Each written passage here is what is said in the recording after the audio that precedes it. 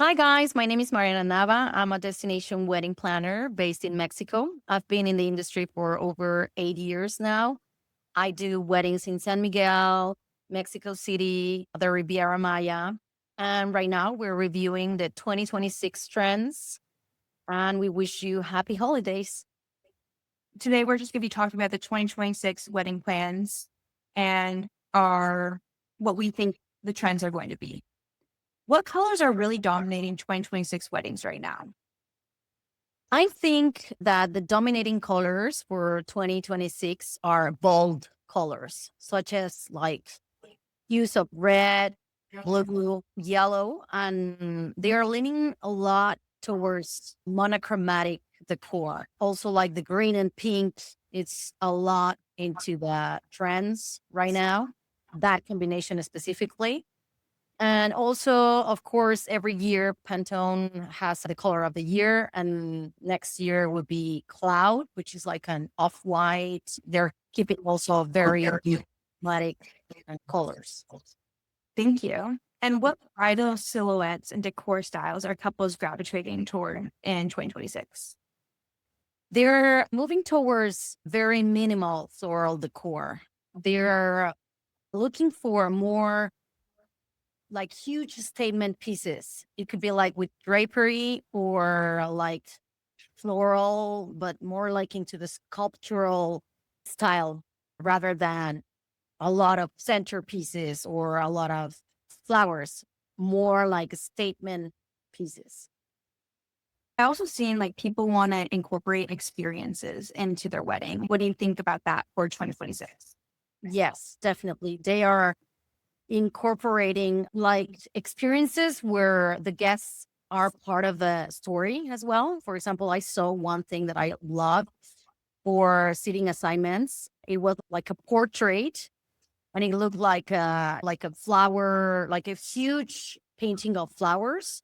And then you can pick like your card where you'll be like sitting at. Like it was a table assignment, but it was in a very creative way where people is kind of part of the experience, part of the actual event. So they are not just guests, but they are also participating in these activities. Are bridal parties and guest lists getting bigger or smaller? I would say bigger. For destination weddings, previously used to be like around 50 to 80 people because a lot of people didn't want to travel a lot. But now all the weddings that are like happening are between 120 and 160, even though they are a destination wedding. So people are like, yeah, moving towards traveling a lot more than they did before. And you know that now, like Spain, Italy, they're like very popular destinations, Portugal. So they're not afraid of flying or traveling. On the contrary, they're willing to do it. And also, I'm seeing a lot of people having like way more. It's not just 1 day events, 2 days events. It's now a couple of days. Yes, a lot of 3 to 4 days events. So at the beginning, they have, for example, a welcome party, very casual. The next day, they do a rehearsal dinner, more like intimate, more formal. And then the reception on Saturday. And then on Sunday, they do a recovery brunch or even like a pool party at some cases. So that's also happening right now. For 2026, what type of trends do you see with this? Like multiple day events for weddings? Do you see the same thing? Do you think it's going to change?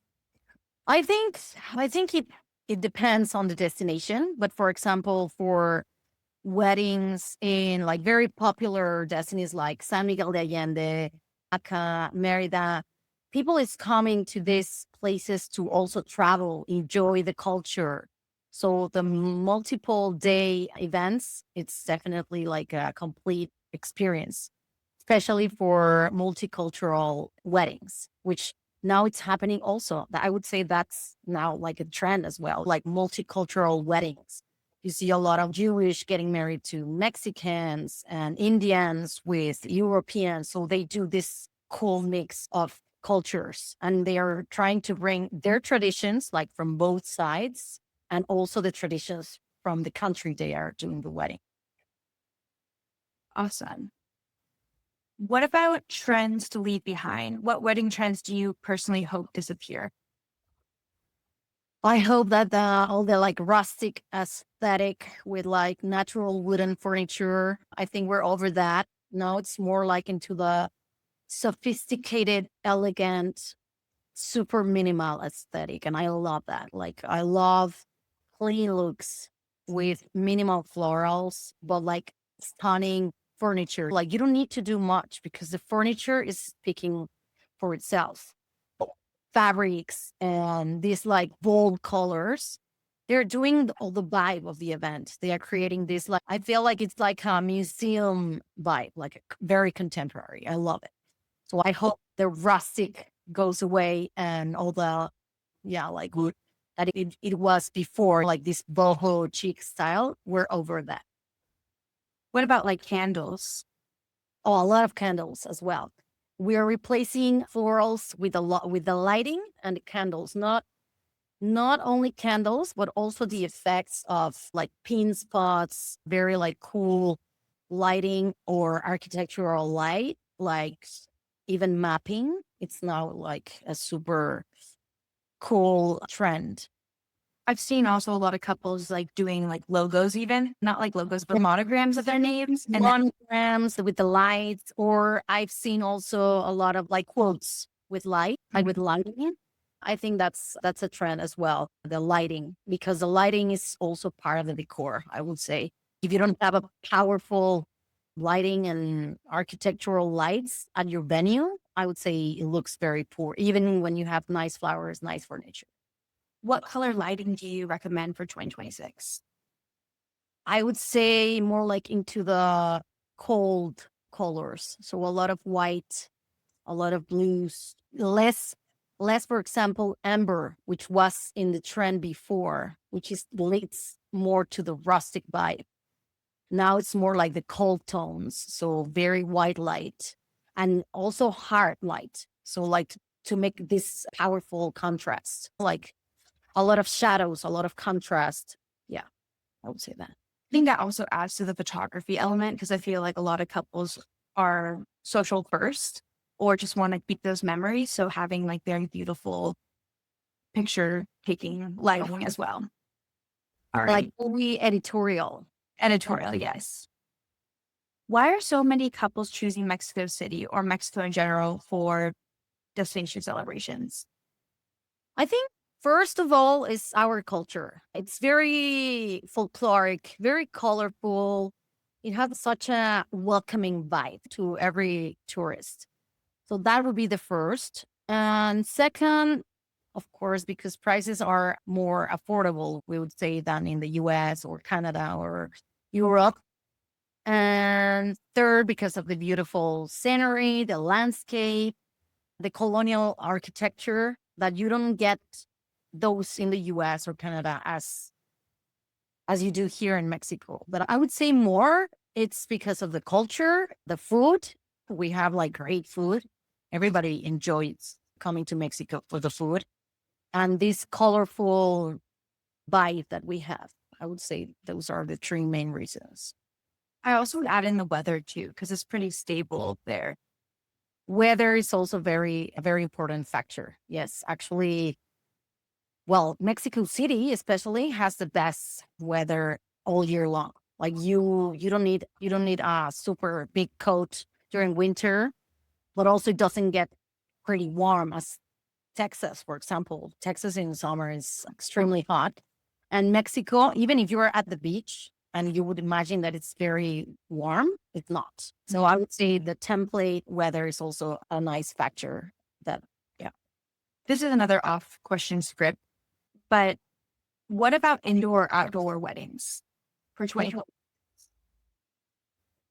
I would say people is moving towards more indoor because you want to create this like aesthetic, like the museum aesthetic, like the very minimal. So you're looking for venues that the architecture speaks for itself. You know, like you arrive to this beautiful venue that has great floor, great walls that you don't need to invest a lot in decor versus when you used to do it outside, you need a tent and you need to decor the tent so it looks pretty and it doesn't look like a tent. So you do all this decor. But now I think they are moving towards indoor weddings with clean looks and venues that are already beautiful. What are some of the logistical secrets people don't realize planners handle behind the scenes? Oh my God. I could talk for hours about this. But I would say when unexpected changes happen, like adding guests to the list last minute, like I had these issues so many times at weddings. So the couple arrives and they're like, okay, so I don't know, we have 4 people that isn't coming, but we decided to invite other people. So we have to make all these arrangements, right? We have to move the seating chart, we have to move the layout because they're like, oh, but they are not sitting at the same table that they were before because they don't belong with those people. So we need to move everything. Like we need to move the furniture, we need to adjust the seating chart, everything. And it's very last minute, normally like hours before the wedding. So we're like running, trying to print the chart, making like place cards very last minute that look similar to the ones that they brought from the States because sometimes they do that. So yeah, those have been challenging, but I would say the best way is to always be prepared for the unexpected. And I like to do with my clients, I like to do like half of plan A, plan B, plan C, just in case this and that happen. So you're not like you have those plans before the unexpected happens. You're sure. And the main aim is that the guests never find out about all this chaos that is happening behind the scenes. So you have to be like, oh, like super happy and we have everything under control. Don't worry, we'll be with you in a second. But behind the scenes, you're going crazy. You're going like, oh my God, we have to fix this. Yeah, I would say those. Also, when we like have issues with the caterers, that would also be an issue. Like they are running out of something, and because we have extra people, and then you have to go and find, I don't know, like bottles of Prosecco or whatever. So people are noticing that something is missing. We always try to give the best experience possible to the clients. Awesome. How do you stand out or how are you different? My attention to detail is my priority all the time, making sure that the clients are getting what they paid for and go up above their expectations with what they are hoping for the best day of their lives. Another thing that I think I have is experience in other fields such as decor, styling, but also I was in the industry of catering a lot of years. So I know a lot about like drinks, wine, why you should choose a 3 course versus a 4 course, or like a family style versus food stations. I have a lot of expertise in that. And I think that helps a lot the couples because sometimes even the caterers don't know how to explain things to the client when it comes to catering. And they need to get the best of it. And also I think, I don't know, like I'm very creative. So I love to have a powerful like input when we are creating the concept for the wedding. So I like to get to know the couple a lot. We were friends, so I can understand what is their style and what they are expecting. Normally, when I get to know them that well, I know when something is not going to like them. And they're like, oh my God, thank you so much. You knew exactly like we were looking for because you know us so well. So I like to get to know them, even go out and have dinner with them off business, like outside the wedding planning. So they can be relaxed and talk about their likes and dislikes and what they are looking for exactly. What's the best piece of advice you would give to 2026 couples? I would say like they need to like book in advance because destination weddings that are getting much more popular. For example, those cities now like a super trend. So they're all the venues are getting booked pretty quickly. Like for example, right now the venues aren't as available as they used to be before. For example, right now 2027 is almost already booked at most of the venues I know in Mexico City. So I will tell them, if you're trying to have a destination wedding in Mexico, hurry up, because they're booking really fast, all the venues. So thank you for joining this podcast. We will be doing this monthly, so stay tuned.